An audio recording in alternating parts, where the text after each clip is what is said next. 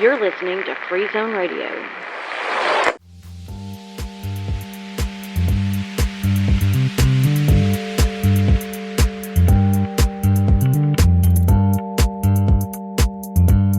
Hello, book friends. It's me, Courtney Reads It All, with another installment here on Free Zone Radio. And today I want to talk to you about a fabulous novel that I just finished called She's a Doll by Barbara Truelove. So here's the thing, right? I'm a horror girl. I love horror. I've seen this one pop up here and there, not everywhere, right? But just the cover alone was enough to intrigue me. A disembodied doll arm with a spider on it, and a to-do list tied to the finger of said arm was enough to draw me in. And let me tell you, I'm so glad that I read this one.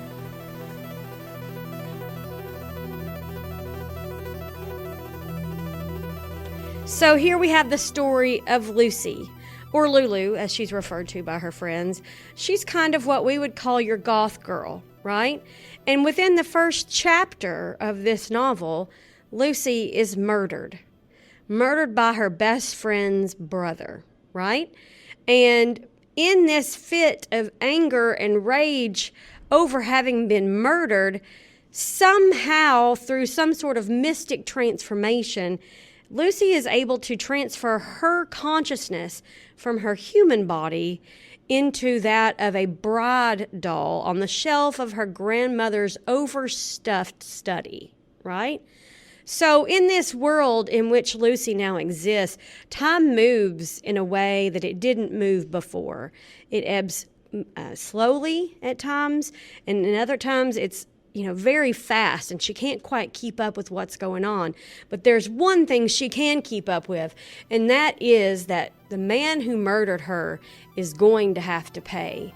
And the price he's going to be paying is with his own life.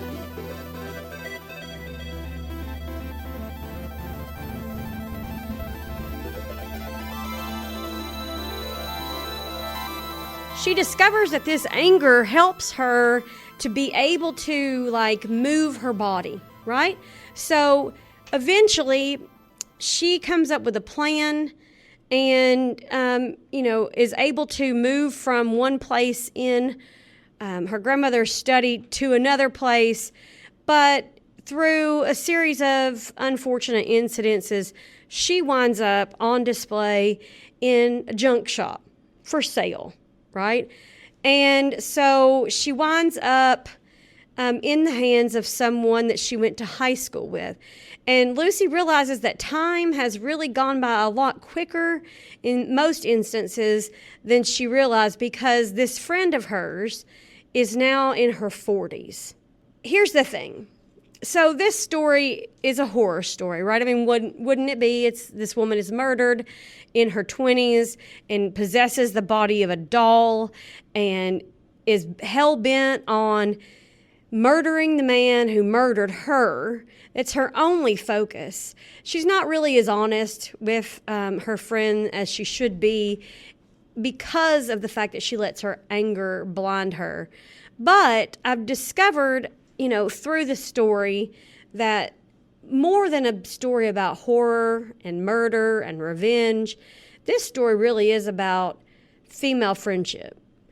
Lucy didn't really have a whole lot of friends when she was alive.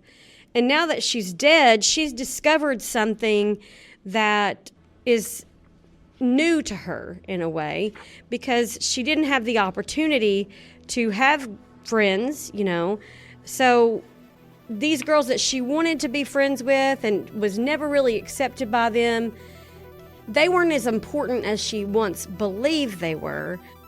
Through a series of unfortunate circumstances, she winds up in a junk store and is quote-unquote rescued, not really by choice, but more or less by coercion, by a girl that she went to high school with named Nicola. Nick, for short.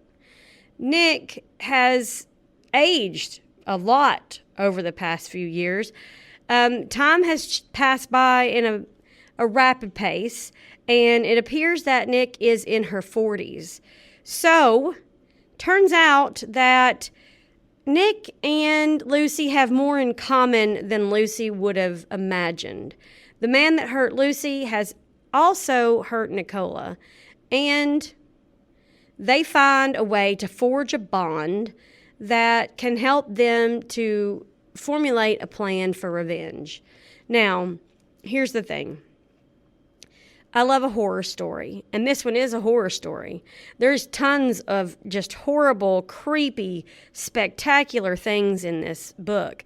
I mean, for instance, isn't a possessed doll creepy enough? I mean, a couple of years ago, one of my students brought in a doll that she swore was possessed and put on the shelf in my classroom just to freak me out, right? And then she kept threatening to buy another one on eBay that said in the description, this is a haunted doll, right? Everybody's scared of the idea of a spirit possessing a doll.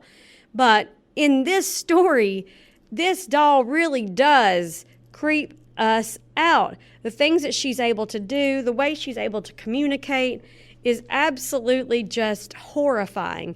She suffers damages, of course, because she's a porcelain bride doll. And when Nick repairs her over the course of the story, she becomes even more intimidating. There's a point where she loses an arm, so Nick takes a stick from her yard and sharpens the end and replaces an arm with this spear-like stick, and it just makes her even more frightening to think about, to read about, to imagine in your mind. By the time the story is nearly at its end, her porcelain head has been placed on that of an electronic spider, reminiscent of Toy Story.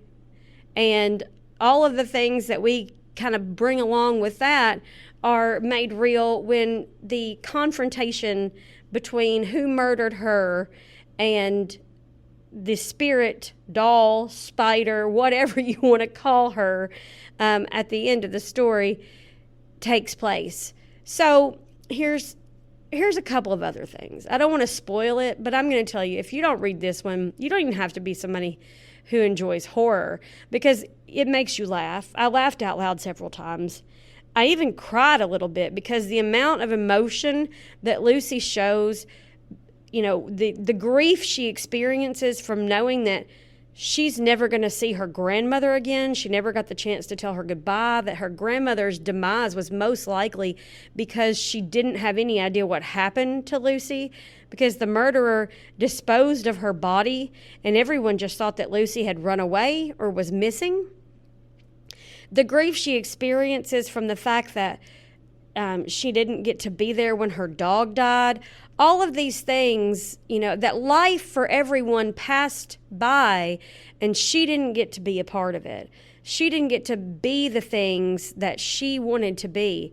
She was killed on the day of her graduation from business school. So that leaves a sense of an unfinished life within her, which is sad. But there's also the joy that you find from the fact that Lucy and Nick developed this kind of friendship that Lucy never really had before. I mean, she had a best friend growing up, Chrissy, the sister of the man who murdered her, twin sister even. But she finds out very quickly that the friendship that she thought she had with Chrissy was not necessarily the kind of friendship that lasts for a lifetime. And what she does learn is that this friendship she's developed with Nick, even though she's technically not a human anymore, goes beyond like the physical realm. And it becomes like an emotional connection, a spiritual connection. And it's beautiful to see that sense of female empowerment, that sense of support develop between these two characters. And it just gives you a real sense of like, you know, Lucy didn't get all of the things in life that she wanted or needed, but somehow in death and in the afterlife, some of this is returned to her in a way. And this rage that she experiences, that's part of what drives her to be able to do the things physically as a doll that she should be completely unable to do, is not just driven by the sense of that what he did to her, but just what he does to women in general, right? That every woman that he touches, there's something that he's done to harm them in some way. And so she uses that rage to propel her forward to complete this plan. So I gave it 5 stars, right? I don't give out 5 stars very often. We've already talked about this, but I totally gave this one 5 stars. And I was thinking on the drive to school this morning about what would be my 5 words. 5 stars, 5 words, right? Number 1, grotesque. Absolutely grotesque. Some of the images in this, man, I really want to read them out loud to my class and say, look, this is an image. This is imagery right here. You can picture this in your mind, but I can't because there's dirty words. So can't use it, right? But grotesque, heartwarming, I know, oxymoron, right? Rage, for sure. Love and peace. So 5 words for 5 stars. She's a Doll by Barbara Truelove. Run out today, grab it, read it. Go to the library, support your public library. Go to an indie bookstore, pick it up there. Yeah, don't hesitate. This one's a great one.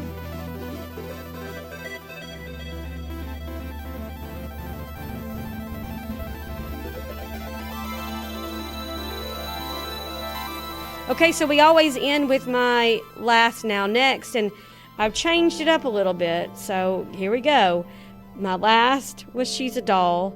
My now is Everything Was Beautiful and Nothing Hurt, which, by the way, this one's a good one. I'm almost done. And my previous next was going to be Theo of Golden, but I saw a review the other day that said that it's like watching a Hallmark movie with words. And so I'm not really sure that that's my cup of tea. So I'm going to go with Clara and the Sun for my next, right? And I'm pretty pumped about that. So my co-teacher and I have been talking about this book, and we really want to read it and see what's up. So be looking for that pretty soon. Have a wonderful Thursday, Friday, Saturday, Sunday, book friends. Go outside and read something. Touch some grass.